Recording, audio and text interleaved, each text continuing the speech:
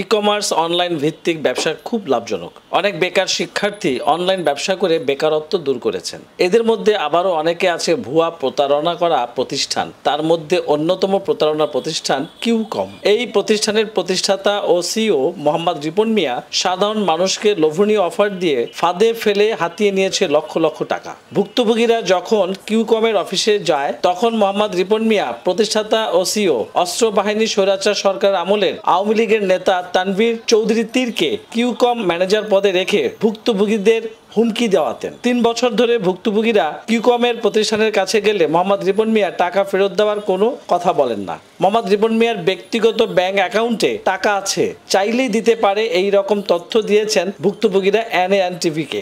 আজ ভুক্তভোগীরা সচিবালয় 2 নং গেটের সামনে মানববন্ধন করেন। 14 দিনের মধ্যে টাকা ফেরত না হলে তারা আরো কঠোর পদক্ষেপ নেবেন। তারা আরো বলেন, প্রায় 3 বছর যাবৎ কিউকমের পিছনে ঘুরতেছি আমাদের টাকা ফেরত পাওয়ার জন্য।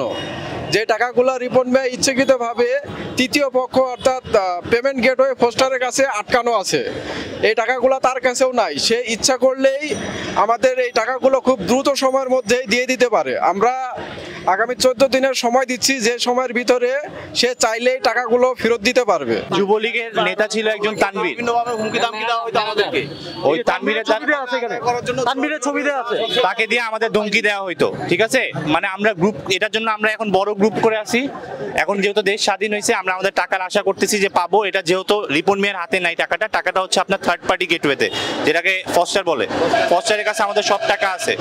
আমরা এখানে বাইক অর্ডার করছিলাম, কেউ আপনার ম্যাক্সিমাম বাইক ছিল আর কি, মোবাইল অ্যাক্সেসরিজ বা হাবিজাবি টিভি হাবিজাবি সবার অর্ডার ছিল আর কি, টিভি ফ্রিজ হাবিজাবি, এগুলো একটা অনলাইন সেক্টর আর কি।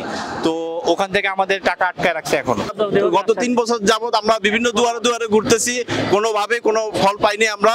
তো উনি একইভাবে সেম কথা গতকালকে রাতেও বলেছেন, কিন্তু আমরা এটাতে সন্তুষ্ট না। আমরা চাচ্ছি 3 বছরের যেই ভোগান্তির আমরা ভুগেছি, এটা আমরা শর্ট টাইমের মধ্যে শেষ করতে যাচ্ছি। একটা নির্দিষ্ট সময় আমরা ধরে দিচ্ছি আমাদের পাওনা টাকা পরিশোধের জন্য। ওনার কাছে অনেক কিছু টাকা আছে, উনি দিচ্ছেন আমাদেরকে, প্লাস গেটওয়েতেও আছে, সবার কাছেই টাকা আছে। তারপর আমরা আমাদেরকে দিচ্ছেন ওনার টাকাটা। তো বিভিন্ন সময় টাকা চাওয়ার প্রেক্ষিতে ওই যে যুবলীগ তানভীর একজন ছিলেন ওনার সহকারী, উনি বিভিন্নভাবে আমাদেরকে সবাইকে হুমকি দামকি দিয়েছে, কিন্তু পাওনা টাকাটা আমরা পাইনি। আমরা আন্দোলন করব, অনেক বড় আন্দোলন করব। আমাদের হাজার ভাই আছে, হাজার গ্রাহক আছে, ওনাদের সবাই আসবে ইনশাআল্লাহ। আজকে অল্প মানুষ এসেছে। আজকে ঢাকা থেকে অনেকজন আসছে, বাইরে থেকে অনেকজন আসছে। পুরো বাংলাদেশে কাজ হইছে, মানুষ আছে, খুবই অল্প। ইনশাআল্লাহ এটা যদি আরো বাড়ে, উনি যদি টাকা আরো লেজি প্রসেসে দেয়, আরো বাড়বে। আমাদের গ্রুপে 1000-এর উপরে মানুষ আছে। এসকে মামুনের ক্যামেরায় সুমন শেখ, এনএএনটিভি, সচিবালয়, ঢাকা।